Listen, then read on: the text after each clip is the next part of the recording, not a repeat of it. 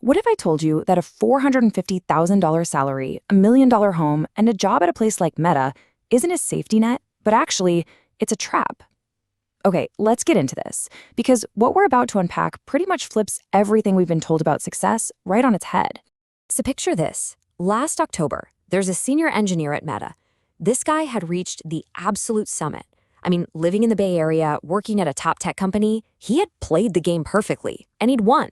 His pay package, we're talking $450,000 a year.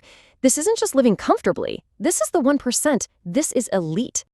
And of course, he had the house to go with it, a $1.5 million home in the Bay Area. You know, the ultimate symbol that you've made it.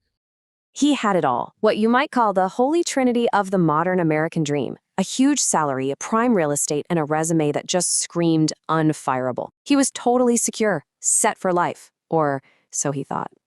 But then, a clock started ticking, and in just 6 short months, everything, and I mean everything, changed.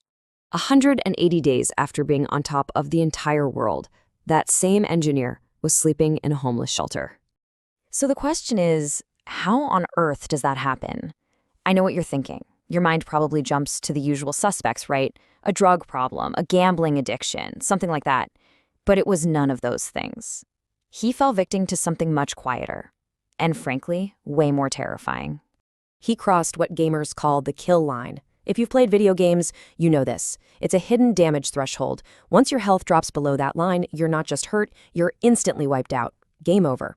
In our economy, that line is very, very real, and a lot of us are dancing right on the edge of it without even knowing.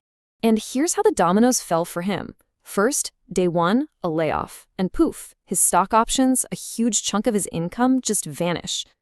Then, day 60, a $60,000 medical emergency hits, and suddenly he doesn't have that amazing company insurance anymore. By day 90, his savings are completely drained by that massive $12,000 a month mortgage. And by day 180, it's all over. Foreclosure. He's on the street. And this really gets to the core of it. We tend to think of financial trouble as this slow slide, a gradual decline. But the reality for so many people today is that it's a cliff. You are fine 1 minute, and you are completely over the edge the next. And don't for a second think this is just a tech bro problem. A recent Bankrate study found that 59% of Americans, that's most of the country, can't cover a surprise $1,000 expense. That means the majority of us are one bad day, one car repair, one trip to the ER, away from that same cliff.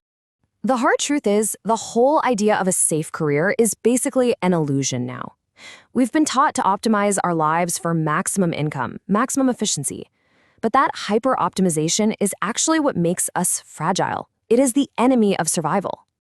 So we need a new way to think about all of this, a new mental model. And the best one I've heard is this. Are you an F1 racer, or are you a Jeep Wrangler? Think about it. The F1 racer is a marvel of engineering. It's built for one thing, insane speed on a perfectly smooth track. But the second it hits a single pothole, let's call that pothole a layoff, it shatters into a million pieces.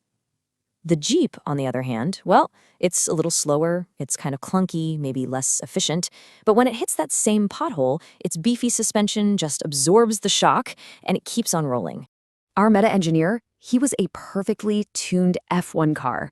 His whole life was optimized for that smooth, predictable racetrack of a booming tech industry. And when that track disappeared overnight, he had absolutely nowhere else to go. Okay, so that's the problem, and it's a scary one. But anxiety without action is totally useless. So how do you stop being an F1 car and start building yourself a Jeep? Well, there's a strategy for it, and it's called the Fortress Protocol. First things first, you have to completely change how you measure financial security. Forget net worth. That's a vanity metric. It's all tied up in things you can't sell quickly, like your house. The only number that truly matters in a crisis is your time to death, or TTD. It's simple, your liquid cash divided by your monthly bills. It's the answer to the question, how long could you survive if your income dropped to 0 tomorrow? And calculating your TTD is just step 1 of a 5-part plan. So you calculate that number, you structure your life so you could survive a 30% pay cut tomorrow. You build village equity, a real community. You diversify who you are beyond your job title, and you have a go-bag strategy, an immediate plan for radical downsizing. So let's make this super concrete. Ask yourself these questions right now. Seriously, could you actually afford your life on 70% of what you make? Are you spending time building real relationships, helping people with no strings attached? Who are you besides an engineer or a manager? And do you have a rock solid, actionable plan for what you would do if the worst happened? You see, this all points to a fundamental shift. The new superpower in this economy isn't how good you are at one specific skill. It's not about being the best coder or the best salesperson. It's about your ability to generate options for yourself, to have a plan B, a plan C, and a plan D. The reality is this: we are living in a world that is getting more unpredictable, more off road. It's a Jeep world out there. So the question you really have to ask yourself is this: are you still trying to build a fragile, high maintenance F1 life in a world that demands a Jeep? Because in the end, it's not about having the biggest salary or the fanciest job title. It's about resilience.